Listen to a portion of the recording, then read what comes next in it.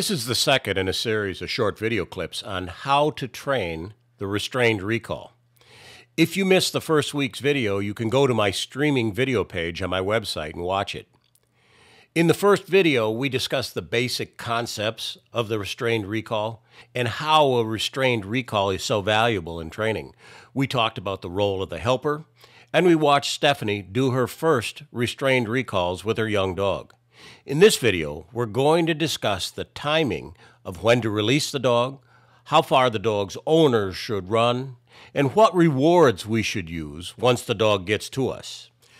Some dogs run like the blazes when they're held back, while others need time to learn the game.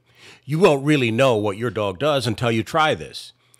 If you have a dog that's slow to follow, you want to show the dog the reward and then maybe only back away 10 or 15 feet and call your dog. If the reward is a high enough value reward, the dog will learn the game rather quickly. Now, with higher drive dogs, the handler can begin by running 15 to 20 yards away as he calls the dog, with the emphasis on running here. Running away builds excitement and drive in the dog. Once you see the dog is starting to understand the game, you can then increase the distance and go farther. Later, I will show you a variation of the game where you don't have to run away from your dog. As I mentioned earlier, you can either hold your dog by the collar, the harness, or the leash. If you're going to try and hold a high drive dog by the collar, you need to be careful he doesn't spin in place and trap your hand. This can really injure your hand if the dog's wearing a metal collar. Dogs that spin are safer to restrain with a leash and not a collar or a harness.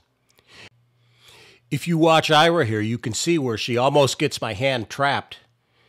And she has a first saver collar on. You could really get hurt there if you're not paying attention. So if you're going to hold these dogs, you better stop them with your right hand from spinning the way I do right there.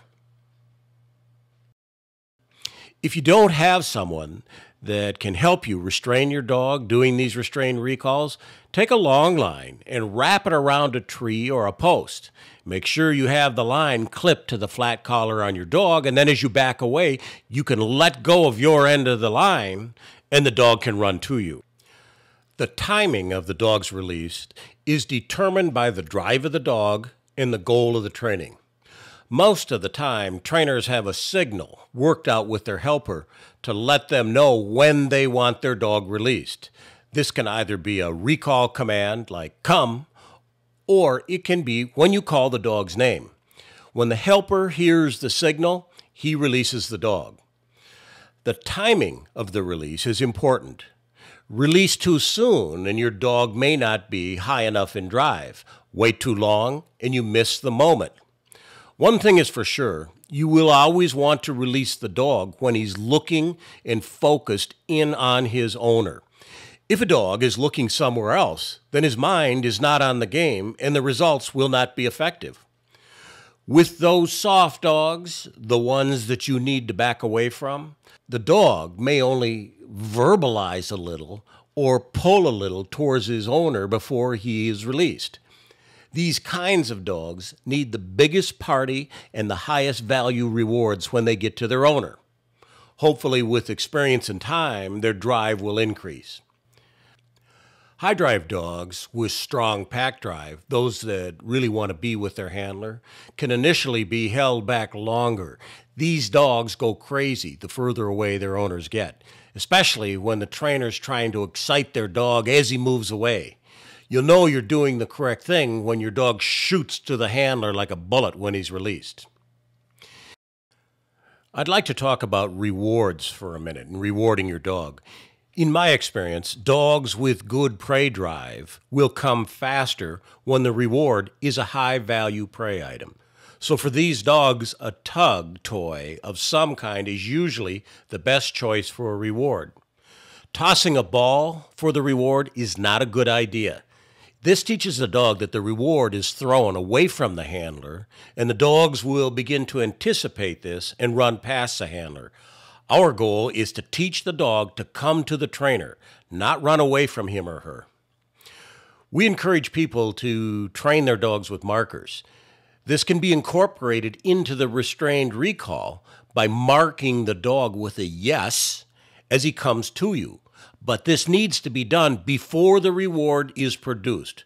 Remember, always mark before the reward comes out. In the beginning, the dog can even be marked while he's still being held by the helper. He is marked for showing drive to follow, then gradually mark the dog for speed as he comes in. To be effective at this work, you need to have your eyes on the dog as he comes in.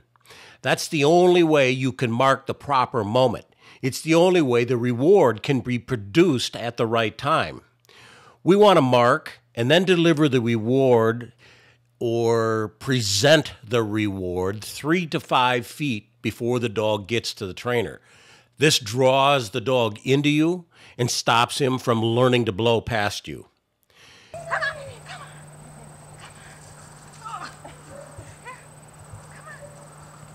Okay, if this happens, run away from her. Run away.